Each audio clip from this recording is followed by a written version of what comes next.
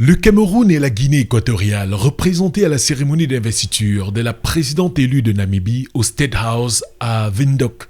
Une arrivée remarquée des consuls de Namibie à Douala et de Namibie en Guinée équatoriale dans le pays animé d'un double événement.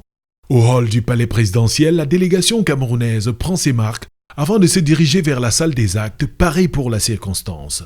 Clotilde Mankam Salou et Roland Salou Faouzi apportent leur soutien à la présidente Netumbo Nandi Ndaitwah, première femme élue au suffrage universel dans ce pays d'Afrique australe. Nous sommes certains qu'avec cette nouvelle dynamique créée donc par la gente féminine, vous l'aurez remarqué, nous sommes au mois de mars et ça vient un peu à point nommé qu'une femme accède à la magistrature suprême au mois de mars. C'est un signe et nous espérons que cela va augurer de bonnes choses pour la Namibie et faire qu'elle puisse continuer l'héritage légué par ses prédécesseurs. C'est une nouvelle ère qui s'ouvre pour la Namibie qui vit sous le regard des invités spéciaux et internationaux, notamment les présidents de la SADC, l'investiture de la 5e présidente. Après les cérémonies d'usage, point culminant de la prestation de serment, l'échange des armoiries avec Dr Nangolo Mbumba, président sortant, Netumbo Nandi Ndaitwah prend officiellement les rênes du pays, s'engageant à favoriser l'autonomisation des femmes. As women, we should not ask to be elected to position of responsibility because we are women, but because we are capable.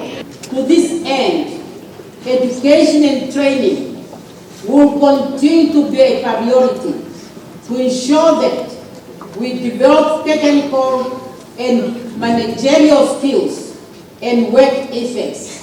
Titre honorifique oblige pour la toute première fois dans le pays, l'époux de la nouvelle présidente, le général d'armée Epaphras Ndenga Ndaitwah, devient First Gentleman of Namibia.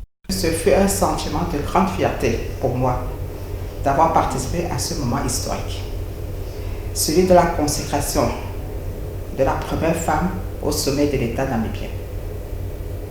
En fait, en tant que femme, cela nous réconforte dans l'idée que nous pouvons également occuper des hautes fonctions, voire faire mieux, car la compétence n'est pas exclusive à un genre, fut-il masculin ou féminin. La Namibie, qui acquiert sa souveraineté le 21 mars 1990, célébrait également ses 35 années d'indépendance.